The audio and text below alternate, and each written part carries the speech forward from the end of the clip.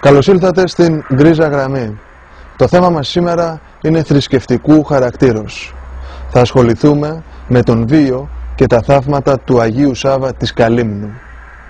Θα αρχίσουμε όμως αυτό το ταξίδι από την Παλαιστίνη, όπου βρίσκεται η λάβρα του Αγίου Σάββα του Υγειασμένου, και στην συνέχεια θα μεταφερθούμε στην Καλύμνο. My name is Jamal.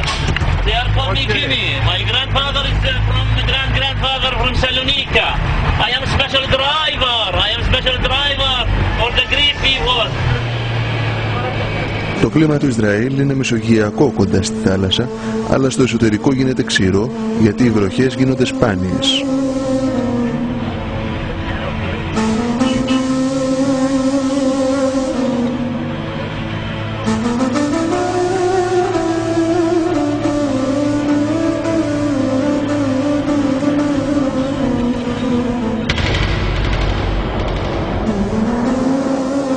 Το καλοκαίρι κάνει σχεδόν αδύνατη την καλλιέργεια χωρίς άδρευση.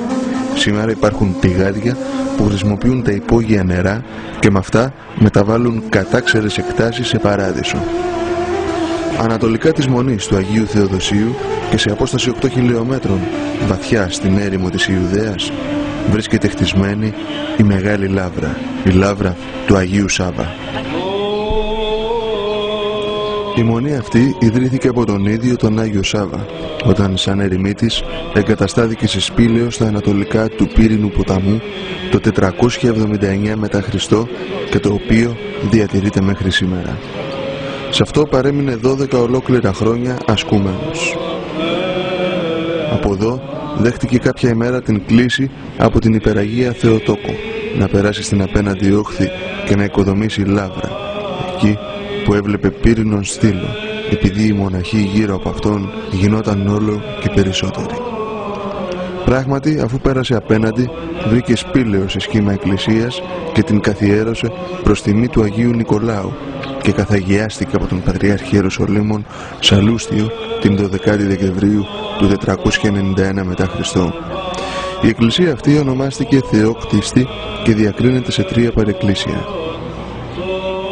Η μονή, όπως βρίσκεται σήμερα, κτίστηκε από τον Ιουστινιανό και περιλαμβάνει το καθολικό της μονής που είναι αφιερωμένο στον Ευαγγελισμό της Θεοτόκου.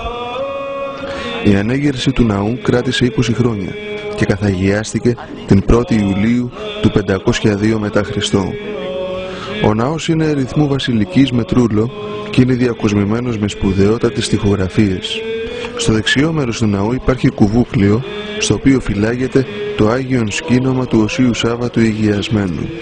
Το είχαν πάρει σταυροφόροι το 1099 μαζί με άλλα ιερά κοιμήλια και λείψανα και τα μετέφεραν στη Βενετία. Εκεί παρέμειναν 9 αιώνες.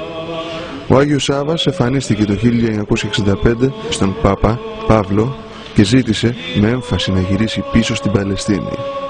Το αίτημα του έγινε αποδεκτό και την 5η Οκτωβρίου του 1965 αντιπρόσωποι του Πατριαρχείου Ιεροσολύμων περιλαμβανομένου του πνευματικού της Μονής Αρχιμανδρίτου Σεραφείμ μετέβη στην Ιταλία για να παραλάβει το Άγιο Λείψανο. Στις 13 Οκτωβρίου του 1965 φτάνει στα Ιεροσόλυμα και εναποτίθεται στον Πανίερο Ναό της Αναστάσεως για προσκύνηση υπό των πιστών. Στο μοναστήρι του έφτασε στις 30 Οκτωβρίου του ιδίου έτους. Στα δυτικά του Καθολικού και στο κέντρο της αυλής βρίσκεται ο τάφος του Αγίου Σάββα. Είναι ένα μικρό οικοδόμημα καλυμμένο με τρούλο. Εσωτερικά είναι αγιογραφημένο με σκηνές από την ζωή του Αγίου Σάββα και μορφές ασκητών. Στο νότιο μέρος του ναού και πάνω στην απόκρημνη πλαγιά είναι το ασκητήριο του Αγίου, όπου έζησε για 50 χρόνια υπηρετούμενος από ένα λιοντάρι. Λέγεται ότι μόλις ο Άγιος μπήκε στο σπήλαιο, το λιοντάρι βρυχήθηκε. Τότε ο Άγιος το ευλόγησε λέγοντάς του: «Εγώ είμαι αποφασισμένος να ζήσω εδώ. Αν θέλεις μείνε κι εσύ». Και το ζώο έμεινε και τον υπηρετούσε όλη του τη ζωή. Επέμενε τόσο πολύ στην τήρηση της υπακοής, ώστε όταν κάποτε εργαζόμενος στον κήπο ενοικήθη από τον πειρασμό και έκοψε ένα μήλο, σκέφτηκε πόση καταστροφή έφερε στον άνθρωπο η παρακοή και αφού πέταξε το μήλο, όρισε στον εαυτό του να μην φάγει πλέον ποτέ μήλο στη ζωή του. Αυτό τον όρο φυλάτουν μέχρι σήμερα οι μοναχοί του Αγίου Σάββα. Αναφέρω ο βίος του ότι όταν λέει ήταν πλέον στα τελευταία του, είχε 100 και τον εκοιμήθη, είχε στα χέρια του σπόρο από σικιά. Και λέει αυτό το σπόρο θα το φυτέψετε τώρα εδώ πέρα και τον έχει σε ένα κύλωμα ενός βράχου και πέρα μια πέτρα που έχει βγει. Και λέει αν το τρώσει αυτό και κάνει καρπόλια, σημαίνει ότι έφτασε το τέλος μόνο. Τον έριξε το σπόρο, σε λίγο φύτρωσε ένα δεντράκι, έκανε 3 σικαλάκια μικρά. Έδωσε από ένα στους πατέρες που τον περιτούσαν για να αγιώσει και λέει να ξέρετε σε λίγο καιρό, λέει θα βγει. Και μετά από λίγες ημέρες του εκοιμήθη ο Άγιος. Είναι πολύ συγκινητικός ο βίος του, αν θα τη διαβάσει 3 Δεκεμβρίου γιορτάζει. Το θα πάω σε 2 λεπτά, αλλά το διαβάσετε, είναι πολύ ωραίος, πολύ συγκινητικός και οσφαίριμος. Στη βορειοδυτική άκρη της Μονής και σε αρκετό ύψος από το Καθολικό υπήρχε παρεκκλήση του προδρόμου. Σήμερα είναι του Αγίου Ιωάννου του Δαμασκηνού, όπου και ο τάφος του μεγάλου υμνογράφου της Εκκλησίας μας, καθώς και το κελί του, όπου έζησε και έγραψε το μεγάλο υμνογραφικό του έργο, την Οκτώηχο.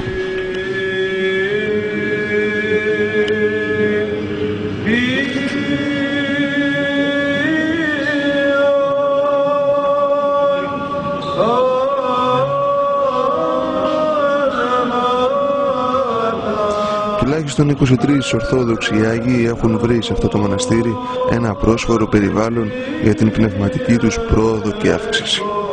Μεταξύ αυτών περιλαμβάνονται οι μονογράφοι Ιωάννης ο Δαμασκηνός, ο Κοσμάς ο Μελωδός, ο Στέφανος ο Μελωδός, ο Ανδρέας ο Κρήτης, ο Θεοφάνης και ο Θεόδωρος, η Ραπτή Άγιος Ξενοφών και τα παιδιά του Αρκάδιος και Ιωάννης. Προς το βορρά της Μονής υπάρχει οικοδόμημα οχυρών, ο πύργος του Ιουστινιανού, που έκτισε ο ευσεβής αυτοκράτορας του Βυζαντίου για την ασφάλεια της Μονής. Η λάβρα του Αγίου Σάββα, σύμφωνα με το τυπικό της, είναι άβατος για τις γυναίκες. Σήμερα η επίσκεψη των γυναικών στην Μονή διευθετείται όταν οι συνθήκες το επιτρέπουν, με την μεταφορά των Αγίων Λειψάνων έξω από τη Μονή και την ξενάγηση των γυναικών. Εντύπωση τέλος προκαλούν δίπλα στη Μονή τα αρχαία κανάλια για την περισυλλογή της βροχής.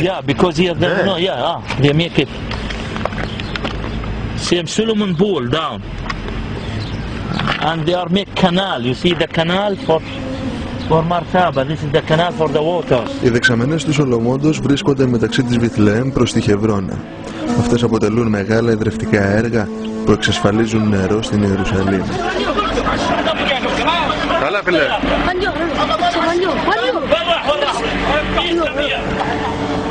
Από τη φτώχεια της Παλαιστίνης μεταφερόμαστε στην Κάλυμνο, όπου και εδώ από αυτούς τους βράχους πέρασαν και Άγιοι άνθρωποι.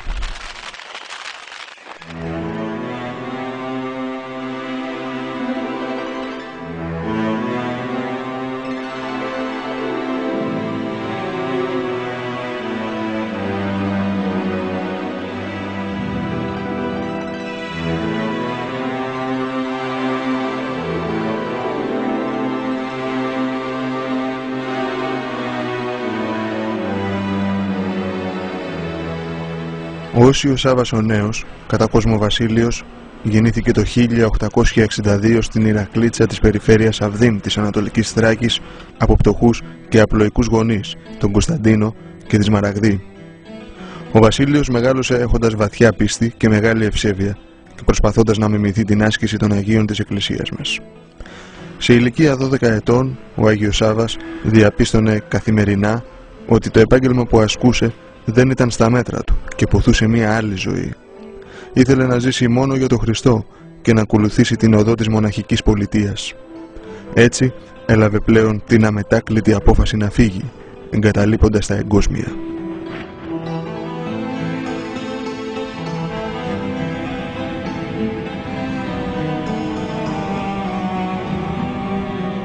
Κατευθύνεται στο Άγιον Όρος, στην Ιερά Σκήτη της Αγίας Άννης, όπου επί 12 χρόνια ζει πλέον με προσευχή και αυστηρή άσκηση.